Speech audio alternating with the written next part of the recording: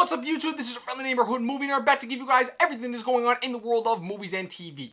The Marvel Cinematic Universe has become quite a beast, having spanned past the barrier of just film and now encompassing a variety of other mediums, with television being the other massive component of it.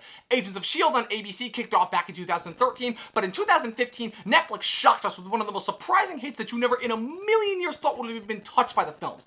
Daredevil, the 13-episode Netflix original that starred Charlie Cox as the blind lawyer/vigilante and featured a starkly different atmosphere than the films. A gritty, hard R, extremely violent atmosphere filled with fully fleshed out characters and real stakes. The series was such a success that Netflix immediately continued to pump out original superhero content that, while still taking place in the Marvel Cinematic Universe, stayed in this little gritty confined world that I have now given the name of the Netflix Cinematic Universe, with such following seasons including Jessica Jones, Luke Cage, Iron Fist, and a second season of Daredevil that featured a brand new Punisher, who will soon be getting his own original series. And now, similar to the Avengers back in 2012, Netflix has gathered together the 4 heroes featured so far in a team-up effort of their very own. So without further ado, this is my official recap and review for Marvel and Netflix's miniseries, The Defenders.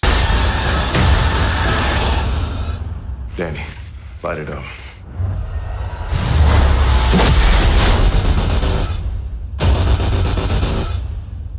Let's go, Ironclad. It's Iron Fist. But taking place after all 4 of the original series, The Defenders picks up on each of the individual 4 heroes after the events of their last seasons. Matt Murdock has given up the mantle of Daredevil and is accepting just to live a normal life while still haunted by the sounds of people being mugged just down his own street. Jessica Jones is still boozed out of her mind and begrudgingly accepting clients. Luke Cage has just been released from prison, and Danny Rand and Colleen Wing are attempting to track down the Hand's movements after the disappearance of Kun Lun. However, strange things soon to happen around the city that seem to affect the 4 of them. Jessica Jones accepts a client who's soon revealed to be in way over his head. Luke attempts to help some of Harlem's youth who are finding themselves sucked into cleaning up bodies for a man in a white suit, and Danny and Colleen end up fighting against a mysterious assassin who kills their only lead on the Hand while in Cambodia.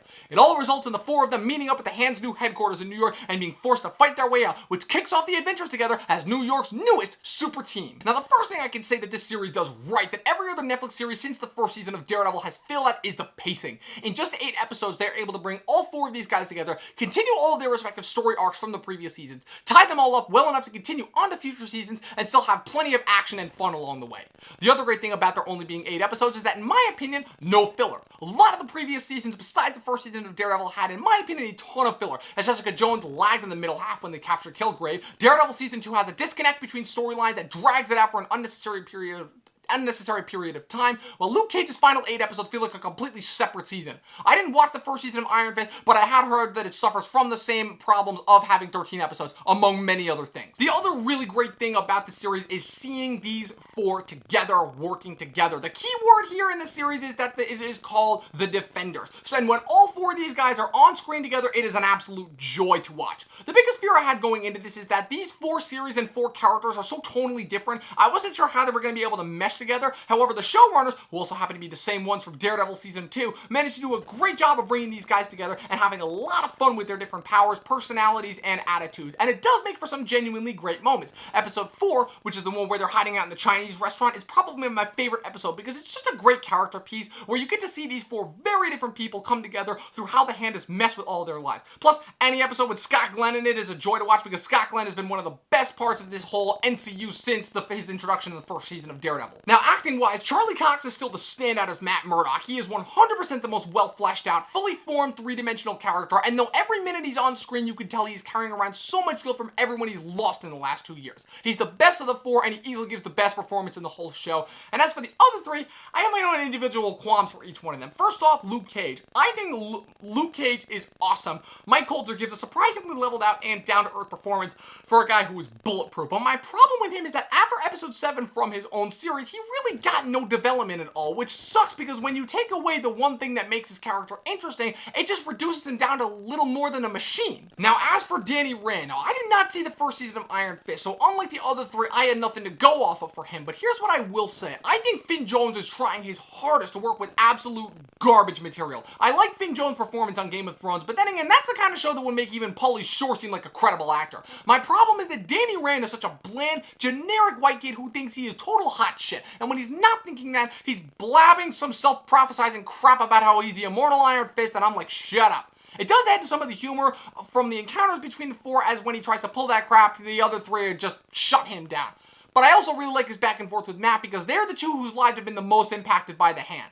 As for Jessica Jones, I get that she's supposed to be an unlikable character, I get that, but I have to say, with the way Kristen Ritter delivers these lines, she really turns Jessica into such a sullied bitch, because the problem is that Kristen Ritter is not that talented an actress, her performances are always very one-note, and her delivery of her lines really makes it sound like she's trying so hard not to care, to the point that it just gets annoying and sticky, and we as the audience start to just not give a shit about her, which sucks because Jessica is an interesting character. Now to go into some of my major problems that I have with this series. The villains. I know it's a common complaint amongst not just Marvel, but most of the superhero content we've been getting recently, no good villains. But considering the fact that Netflix has given us 3 of the most chilling, menacing, well-acted, and overall well-developed villains over the past 2 years with Vincent D'Onofrio's Kingpin, David Tennant's Purple Man, and Mahershala Ali's Cottonmouth, you would think that Netflix would have cracked the code at this point, right? Well, no, as it turns out. Sigourney Weaver is the primary antagonist here, portraying Alexandra, the leader of the Hand who's been alive for thousands of years. And I have to say, what a bland performance. For somebody who gave us one of the most badass heroines in movie history in the form of Ellen Ripley, Sigourney Weaver is relegated to giving bland monologues and attempting to convey that she's threatening, despite the fact that we're never once convinced that she actually is. Not to mention the fact that she really sucks at leading the Hand. Speaking of the Hand, for an organization that's basically the League of Shadows / Assassins for Batman, my god, are they suckish. For the other 5 fingers of the Hand, besides their shitty leader Alexandra, you've got Madame Gao from Daredevil and Iron Fist, who's progressed from slightly cool gangster to straight up force user. I shit you not, she literally uses the Force to push a door with a dumpster friggin' open without even touching it. You've also got Bakuto from Iron Fist, who I just recently discovered is actually played by the same guy who played Sam's useless ass roommate Leo from Transformers Revenge of the Fallen, and somehow, in some conceivable way, he is worse in this than he was in that. You've also got White Hat, who's just another black guy with an accent, and some Japanese asshole whose only personality trait is that he only speaks Japanese. And this is an organization of immortals that have witnessed and influenced most of human history. I don't believe that even for a second. Not this batch of idiots. And to cap off the villain problem, we have Elektra Nachos, played once again by Elodie Yung, who we last saw at the end of Daredevil Season 2, dead.